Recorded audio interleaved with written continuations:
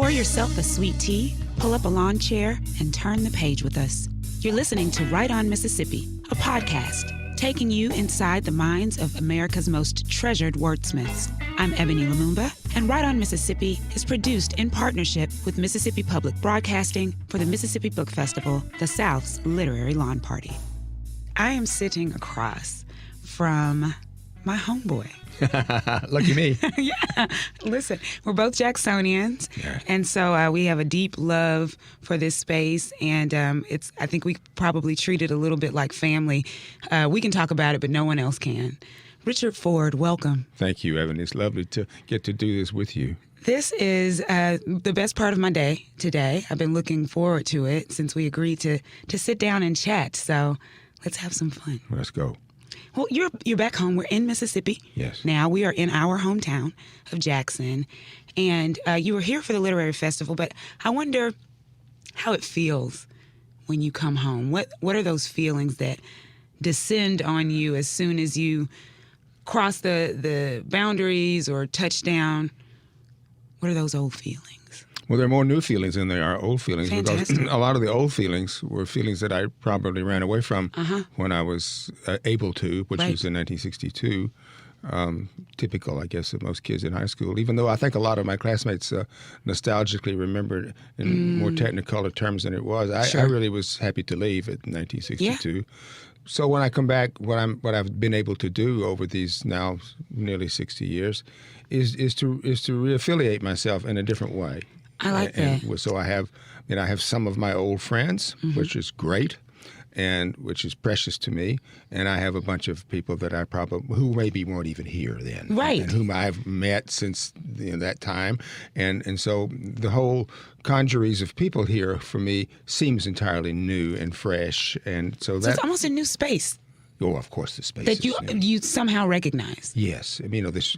Fortunately, I was a kid in Little Rock also when I was young, and when Little Rock was urban renewed, they did something to the streets which caused me not to know where I was in the old previous terms. That hasn't happened in Jackson quite as much because the interstates go around the town, leaving what's in the middle of the town, at least in terms of its cardinal points, for me, quite familiar and recognizable.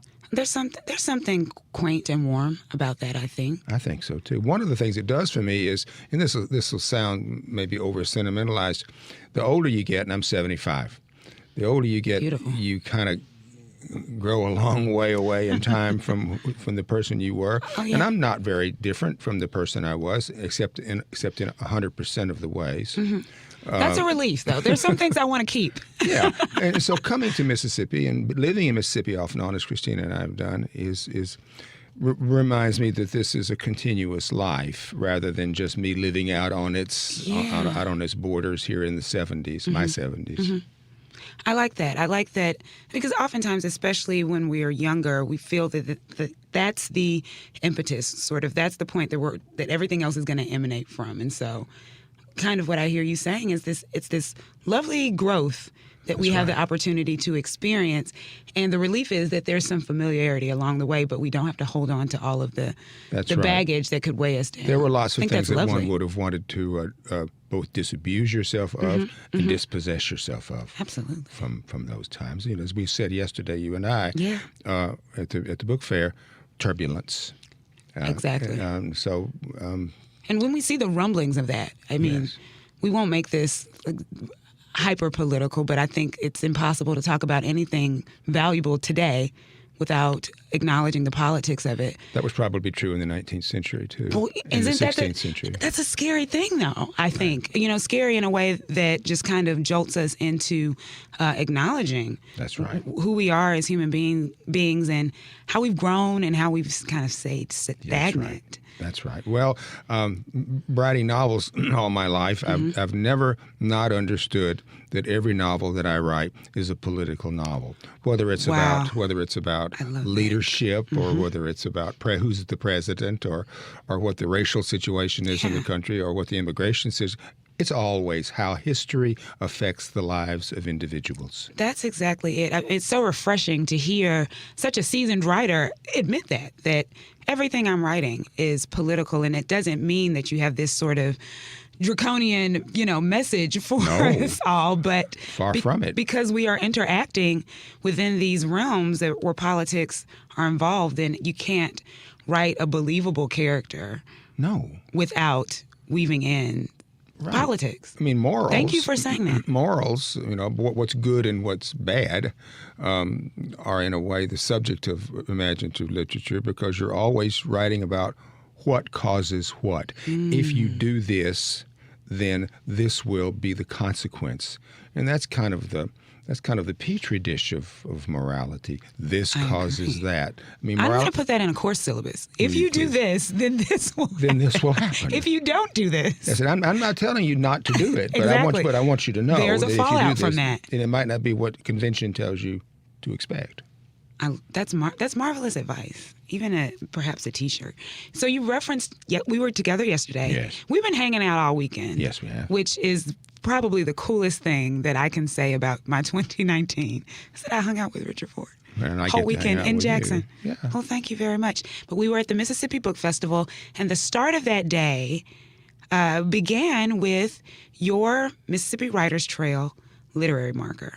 A highlight of my life. Well, listen, I got to be there to see you receive it, and I've been to that was my fourth marker unveiling So attendance. you were there when Jessamine? Well, no, I didn't. I missed Jessamines. Eudora Welty. Oh, great. Margaret Walker. Great. And Ida B. Wells. But you Yes. have been the only living author that I've gotten to witness see the tarp come off of the veil. I mean, the sign. Can you tell the difference between the living and the not living? It's a pretty equal experience.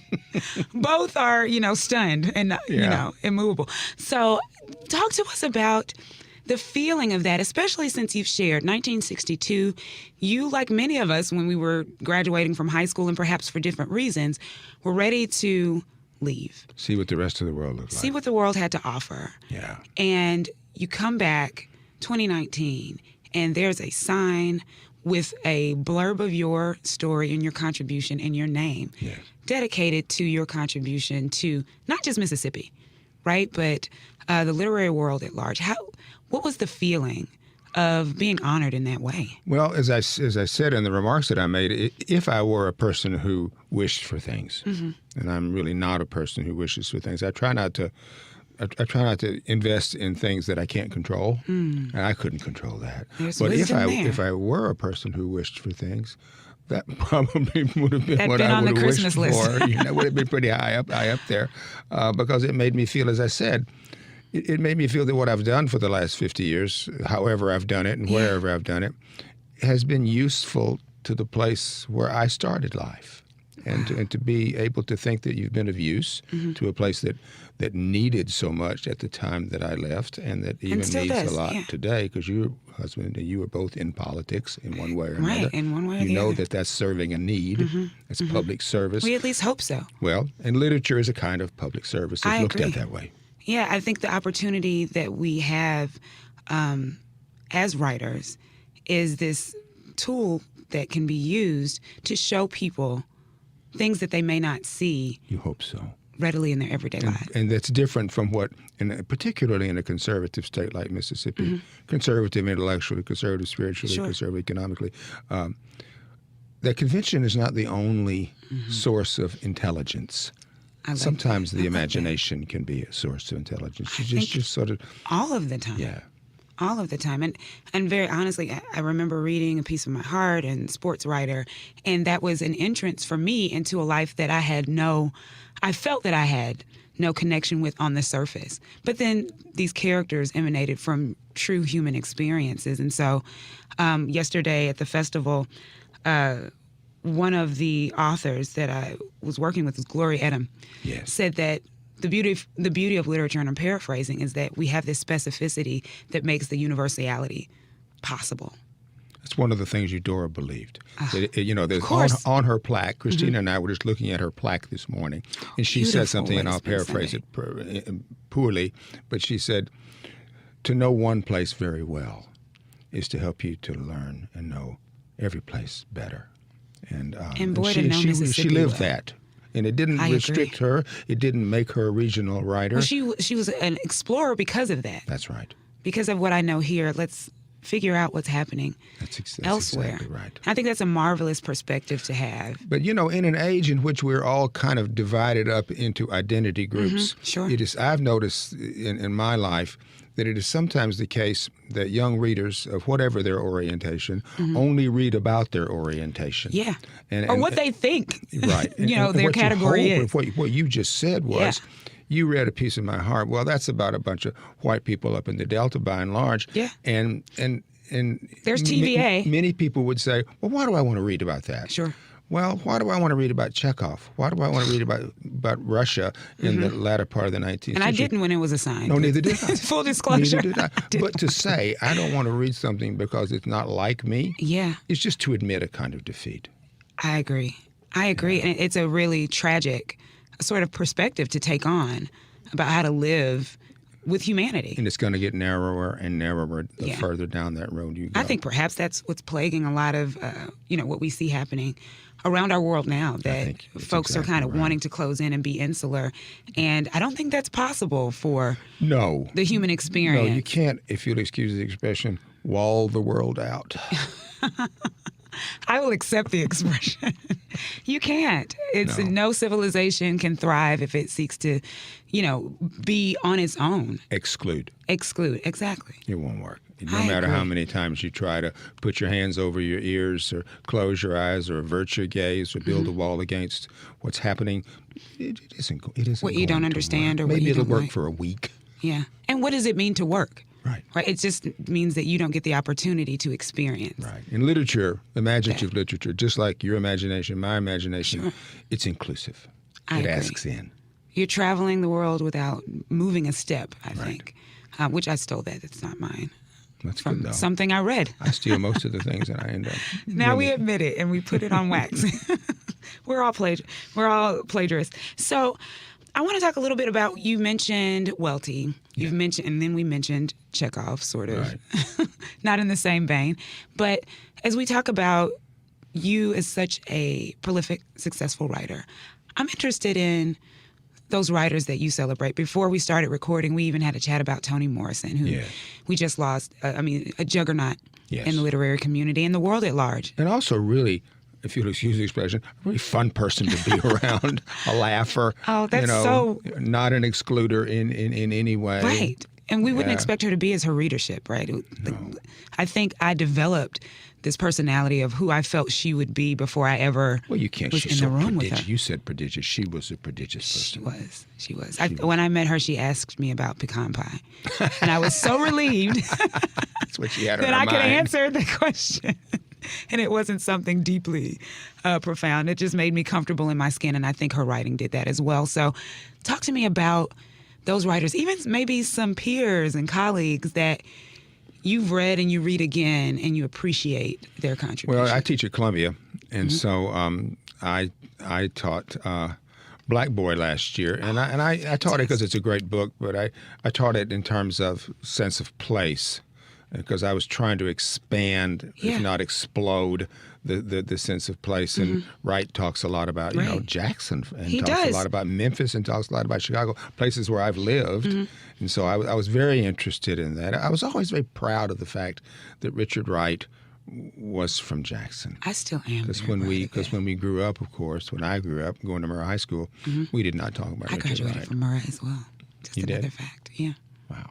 That's fun. But I love that you taught Black Boy, and you're acknowledging that when you were coming of age in the place that Richard Wright writes about in his autobiography, you weren't learning about who he was. You weren't being encouraged to read. Or that he existed. That he existed at all. Right. So by the time you graduated high school, he was gone. Yes. But I presume that he was never a part of your academic conversation. Well, he got to be, because I did a part of my master's degree in Black Studies, what was then called Black Studies at the University of California, Irvine. Yeah. So I thought to myself, there's something I've come from the South not knowing.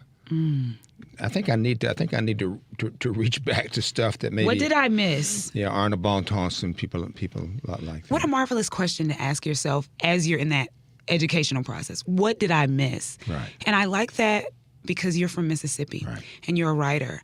And I think as Mississippians, there's a lot that we can miss.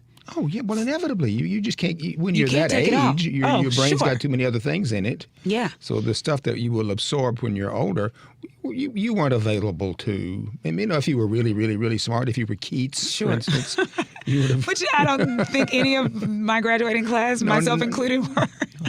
Neither was my graduating class full of Keatses. No. Yeah, well, it was actually, truthfully, it was an easy call in 1970 to think to myself, here's an opportunity which I'd never had at Michigan State to learn something about basically the South and race and the literature that the difference in races, produced. It was an easy call to do that. I just thought, well, of course, do that. I'm just so fascinated, and our lives are intersecting in all of these marvelous ways. I lived in Lansing for a little while. Yeah, my mother went to Michigan State. So, but the way that community is affected by the South, right? Like Lansing, East Lansing, folks that were there for the automotive boom and Malcolm X. And Malcolm X. Yeah. And his mother was born in Lansing. Yeah, in the same hospital I was born in. I mean, we could do this all day. Yeah, we could. Sparrow Hospital, no doubt. Sparrow Hospital, absolutely. Yeah. At least that's what's on the birth certificate. Yeah. So, but I like this conversation and the way that it's going, because what we are doing is demonstrating in real time all of these intersections that we possess. Right. Regardless of our station in life, regardless of where our careers will and have taken us, and these identity markers that we adopt, and some of them are projected onto us. And some of them are quite useful. Sure. Some of them are quite useful. Some of them are some of them are not useful. Yeah. Some of them I celebrate more than others. Many things we just didn't have any choice in. Very true. Yeah. So we have to kind of say, yes, I am this. Mm-hmm. Yes, I am not that. But after you say that, you say, yes, and what can we do to draw ourselves into the same conversation? Into the same conversation with some generosity. And some imagination. And imagination. Yeah. One of the things that I found when I first started studying your work, I found fascinating that you were from Jackson, but you are a very different Mississippi writer than many other Mississippi writers who immediately in their writing celebrate Mississippi in one way or the other, or focus on Mississippi. Even our contemporary writers, so Kiese Lehman and Jessamine Ward and Angie Thomas, even though, in Angie's text, she's not specifically talking about Mississippi, but there is this sort of focus that, remember, hey, y'all, I'm from Jackson. I'm from Mississippi. I want you to know that. I always found you, especially in your earliest works, to move away from that very deliberately. Yes, I did. And my guess was always that the turmoil that you experienced and sort of some of the hypocrisy even from your own community in Jackson when you were younger sort of encouraged you to disavow certain things. Is that it? Or I can ask you. I wish I could be high-minded about this. But I can't be very high-minded about it. I figured out after the first novel I wrote that I didn't know anything to say about Mississippi. I, like the writers that excellent, wonderful writers whom you just listed, I thought that if you grew up in Mississippi, being a kind of a literary landscape, that was what you did. You either celebrated it or you didn't celebrate it, or you wrote about it. And what I figured out was that everything I knew about Mississippi, I'd either learned from Faulkner or Eudora, and I was going to spend the rest of my life going over plowed ground. So I just thought after two books, I have got to find some place to set my stories where I was the world's greatest expert.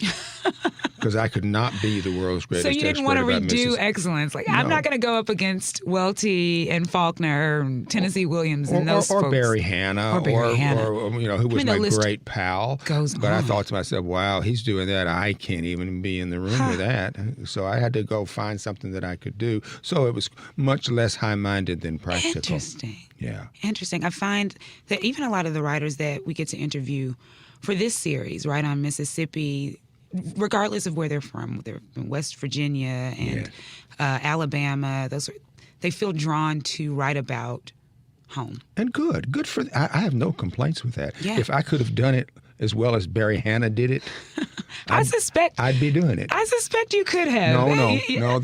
There are things that we have to realize that are better than we can do. You're always living around your betters.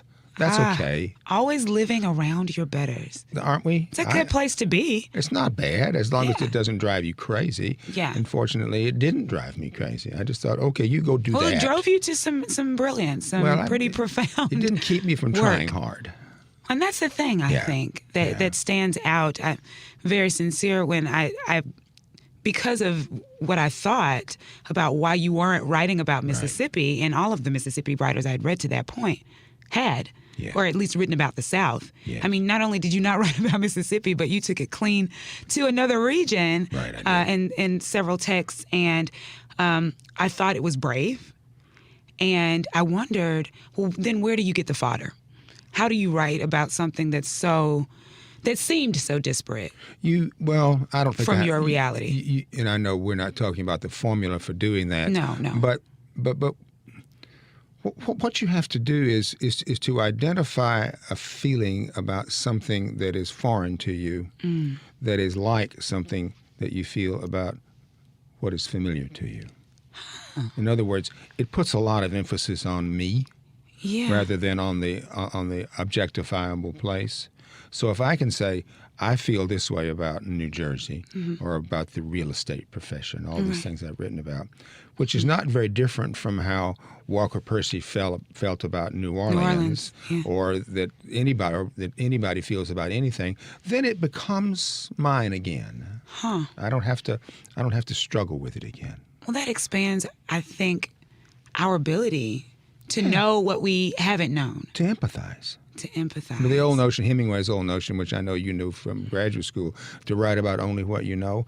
Well, at least if I had written about what I knew in 1962 or 1966, as a teen, I wouldn't have written anything. So I had to find out what know means. Know means what can I affiliate myself with that up to now I haven't known. The deeper knowing. Yeah. What we know to be true are these feelings that we have and how we respond to certain things. It's not the actual thing. It makes it seem quite selfish. It does. Because it makes me the arbiter of everything, but I am the arbiter of everything. You are the arbiter of that. I think we should add to the sign, the Mississippi Writers Trail sign. We're here, and Kristina has said she doesn't want to speak, but she's in the studio. Yes, I just want to greet her and acknowledge your lovely remarks yesterday about how integral your life partner, your wife of 50 years. 51 years, actually. 51. Now, 55 years together. I will not take away a year from you. No, I want it. And I just want to say how lovely I thought those remarks were, because you acknowledged that the partnership made your individual success possible. Oh yes, and in every conceivable way. When we were just about to get married in 1968, and I had just left law school, and I was living with my mother in Little Rock. Kristina came down. We were sort of planning our wedding, and she said, sort of casually one day, she said, as a young bride might, she said, "What are you going to do?" She said, "When we get married." I love that reasonable. question. I said, "Well, sweetheart," I said, I think I'm going to try to be a writer. I mean, I might as well have said I'm going to try to be a small engine repairman. And she said, "Oh, great." She said, "Let's do that." She said, "You do that, and I want to work, so I'll get a job and work." And so I got used to that. I could get used to that, and I've got to get used to doing that, Christine. Thank you for the education I just received. But I don't want to make it sound like that life was that practical. Sure. I mean, we weren't very practical at all. I mean, it was nuts. Sometimes it doesn't pay to be. Nuts. It doesn't pay to be practical. I mean, if you could have seen the look on my mother's face when I said to her that I'm going to be a writer, it was very different from the look on Kristina's face. Well, good thing that you ultimately only had to live with Kristina. That's right. We made some calculated choices there. I've been there, I think, and done that. I want to thank you for taking time out to be home. What a treat. And to chat with me. This has been truly lovely to get to know you. Thank you. In this way, after knowing your writing for so many years before. Believe me, it's our great pleasure. The last question I'll ask, and it's because you're my homeboy, is what Mississippi means to you. You can do that in one word, 2 words, a sentence. It's a place I go on imagining. That is lovely. And by the way, whoever the gubernatorial successor is, that's a great tagline for the state. It's a place where we go on imagining. Yeah, Let's get that on some signage. We have to survive. Thank you, Richard Ford. Thank you, Ebony. What a great pleasure. This was a joy, absolute joy. Right On Mississippi is produced in partnership with Mississippi Public Broadcasting for the Mississippi Book Festival, the South's literary lawn party.